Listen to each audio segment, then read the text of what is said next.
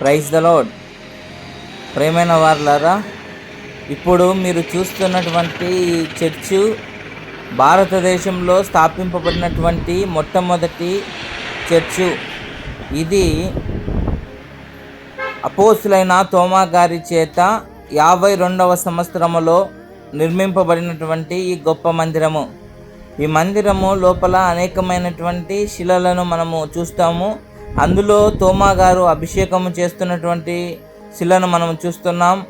అలాగే ఆయన ప్రార్థన చేస్తూ ఉన్నప్పుడు తన పైకి వచ్చిన సింహాన్ని అదుపు చేసినటువంటి శిలను చూస్తాము. అలాగే ఆయన చేసినటువంటి పరిచర్య కొడంగూరు, కోటమంగళం ఆ ప్రాంతాలలో ఆయన చేసినటువంటి పరిచర్యను చూస్తూ ఉన్నాం. ఆనాడు ఉన్నటువంటి రాజులను ఆయన అభిషేకిస్తున్నటువంటి ఆ సందర్భాన్ని మనము ఇక్కడ చూస్తూ ఉన్నాం. అలాగే ఇక్కడ మనము ఆయన ద్వారా అనేకులు అభిషేకం పొందిన విధానం చూస్తున్నాం. అపోస్తులైన తోమా గారు ప్రార్థన చేస్తూ ఉన్నప్పుడు తన పైకి దాడికి వచ్చిన ఏనుగును శాంతిపరిచారు. అలాగే దాడికి వచ్చిన పులిని కూడా ఆయన శాంతిపరిచినటువంటి విధానం ఇక్కడ మనం చూస్తాం. క్రూర జంతువులను ఆయన సాధుపరిచిన ఒక గొప్ప వ్యక్తి అపోస్తులైన తోమా గారు. అలాగే ఈ యొక్క శిలలో అపోస్తులైన తోమా గారు ప్రార్థన చేస్తూ ఉన్నప్పుడు వెనక నుండి బల్లెముతో పొడిచి చంపినటువంటి శిల కూడా ఆ ప్రాంతంలో మనము చూస్తాం. అలాగే ఈ మందిరము భారతదేశంలో స్థాపించిన మొట్టమొదటి మందిరము. ఈ మందిరము చాలా సుందరంగాను చాలా అందంగాను మనము ఇక్కడ గమనిస్తాము. ఈ చుట్టుపక్కల అనేక ఆధారాలు, అనేక శిలలను మనము చూస్తాం. అలాగే ఈ కేరళ ప్రాంతం, ఈ తమిళనాడు ప్రాంతాలలో ఎక్కువగా ఈ మందిరాలకు ముందర మనము ఇలాగా ధ్వజస్తంభం లేదా ఫ్లాగ్ పోల్ని మనము చూస్తాము. చాలా ఎత్తున ఈ ఫ్లాగ్ పోల్స్ అనేవి ఉంటాయి. ఇక్కడ ప్రేయర్ టవర్ గోపురాన్ని, ప్రార్థనా గోపురాన్ని మనము చూస్తూ ఉన్నాం. చాలా అందముగా, చాలా సుందరంగా యొక్క ప్రాంతం అంతా ఉంటుంది. ఒక్కసారైనా మన జీవితంలో సందర్శించదగ్గ ప్రాంతాలలో ఈ మందిరము కూడా ఒకటి. ఈ మందిరము చాలా ఉన్నతముగా కట్టబడి ఉంది. చాలా అద్భుతమైన రీతిలో, చాలా ఆశ్చర్యకరమైన రీతిలో ఈ మందిరాన్ని ఆనాడు వారు కట్టడం జరిగింది. చాలా చక్కటి డిజైన్తో ఈ మందిరం ఇక్కడ మనం చూస్తూ ఉన్నాం. ఇప్పుడు మందిరము యొక్క ఫ్రంట్ సైడ్ ఇలాగా మనము చూస్తాం. ఫ్రంట్ సైడ్ నుంచి చూస్తే మనకు మందిరం ఇలాగా కనిపిస్తుంది. కేరళ రాష్ట్రానికి మీరు వెళ్తే ఖచ్చితంగా ఈ ప్రాంతంలో పలయార్లో మీరు ఈ మందిరాన్ని చూడవలసిందిగా మిమ్మల్ని అందరినీ ఆహ్వానిస్తూ ఉన్నాను. మందిరము లోపలికి వెళ్ళి మనము చూద్దాం. ఇక్కడ లోపల డోర్ ఆఫ్ ఫెయిత్ అని, అలాగే తోమాకు సంబంధించినటువంటి రిలిక్స్, అలాగే మనము ఈ క్రీస్తు ప్రభుల వారి యొక్క సిలువలను మనము లోపల చూస్తాం. అనేక మంది సందర్శకులు వస్తూ ఉన్నారు, అనేక మంది వచ్చి చూస్తూ ఉన్నారు. చాలా చక్కగా ఈ యొక్క మందిరాన్ని తీర్చిదిద్దారు. ఇప్పటికీ కూడా ఈ మందిరం ఇలాగా గొప్పగా ఉన్నతంగా ఉంది. మీరు కూడా ఖచ్చితంగా సందర్శించండి. ఇక్కడ ఉన్నటువంటి ఈ సిలువ రాతితో చేయబడినటువంటి సిలువ. ఇక్కడ రాయబడి ఉంది, apostle Thomas found A cross here in 52. ఇక్కడ ఈ యొక్క సిలువను మనము గమనిస్తూ ఉన్నాం. ఇది రాతితో చేయబడినటువంటి సిలువగా చూస్తూ ఉన్నాం. ఇది డోర్ ఆఫ్ ఫెయిత్గా మనము చూస్తాం. డోర్ ఆఫ్ ఫెయిత్గా మనం చూస్తాం. లోపల ఇలాగా ఉంటుంది దేవుని యొక్క మందిరము. దేవుని యొక్క సర్వోన్నతమైన మందిరాన్ని మనం ఇక్కడ చూస్తూ ఉన్నాం. చాలా ఆకర్షణీయంగా దీనిని డెవలప్ చేశారు. లోపల అనేకమైనటువంటి భక్తుల యొక్క చిహ్నాలను, వాటి యొక్క ప్రతిమలను కూడా మనం ఇక్కడ చూస్తూ ఉన్నాం. ప్రతిమలు కూడా లోపల చూస్తూ ఉన్నాం. ఇందులో ఆశ్చర్యకరమైన విషయం నాకు ఏమనిపించిందంటే, ఈ గొప్ప ఫ్యాన్, చర్చి అంతటికి ఒకే ఫ్యాన్ ఉంది. ఆ ఫ్యాన్ చాలా పెద్దగా ఉంది. లోపలికి వెళ్తే ఈ మందిరంలో లోపల మనం ఇలాగా చూస్తూ ఉన్నాం.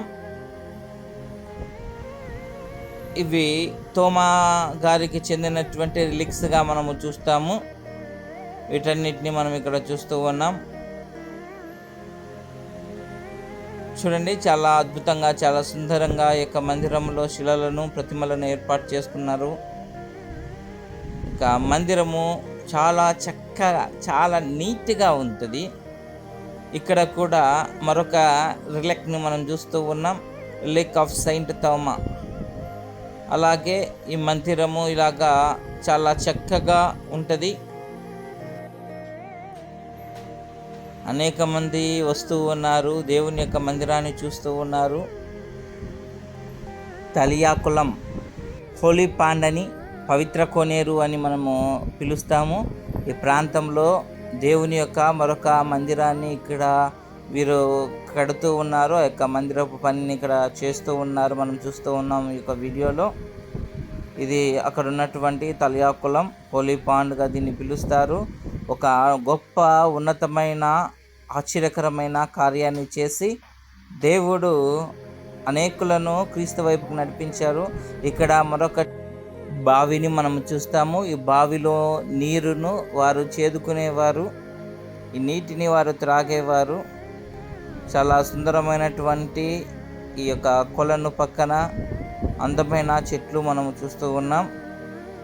చాలా అద్భుతమైన రీతిలో ఈ యొక్క మందిరము, యొక్క తలియాకులం అలాగే అనేకం ఉన్నాయి.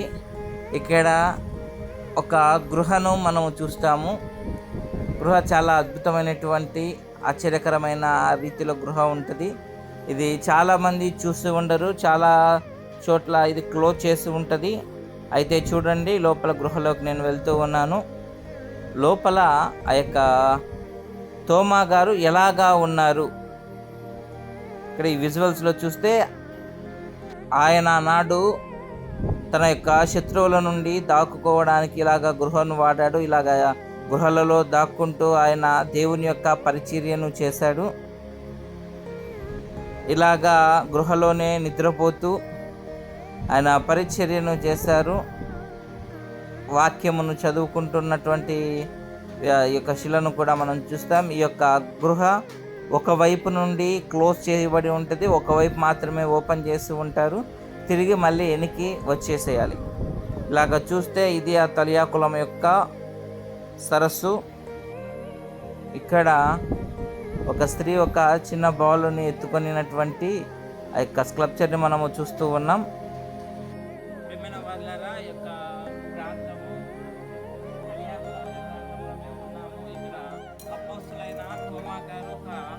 గొప్ప అద్భుతాన్ని చేసి అనేక మందిని విస్మయానికి, అనేక మందిని క్రీస్తు వైపు నడిపించిన సందర్భం ఈ ప్రాంతంలో జరిగింది. ఇక్కడ కొంతమంది వ్యక్తులు ఆనాడు నీటిని ఆకాశంలోకి చెల్లి నీటిని అర్పిస్తున్నట్లుగా చూపించారు, అలాగా చెప్పారు. అయితే ఆ తోమా గారు ఆ నీరు మరి ఆ ప్రాంతంలో పడ్డాయి అంటే అది ఆ దేవుడు అది స్వీకరించలేదు అని చెప్పి ఈయన నీటిని తీసుకొని ఆకాశంలోకి చెల్లినప్పుడు ఆ నీరు అలాగే ఆకాశంలోకి వెళ్ళిపోయినాయి, అలాగే పైన ఉండిపోయాయి. కింద ఆ యొక్క ఎక్కడి నుంచి నీరు తీసుకున్నారో ఆ యొక్క పొలంలో వాటర్ తగ్గిపోయినటువంటి గ్యాప్ మనం ఈ ప్రాంతంలోనే చూసాము.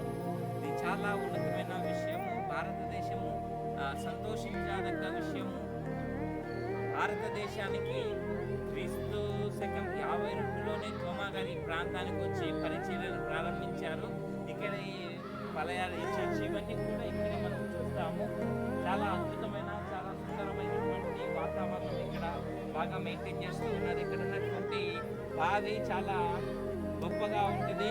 నీరు ఎప్పుడు తీసినా కూడా చాలా తీయగా, చాలా మధురంగా ఉన్నాయి. ఈ యొక్క బావిలో కూడా అనేక మంది ఇక్కడికి వచ్చి వాటర్ కూడా తీసుకుంటూ ఉంటారు. ఎంత వాటర్ తీసినా కూడా ఇందులో తగ్గడం లేదు.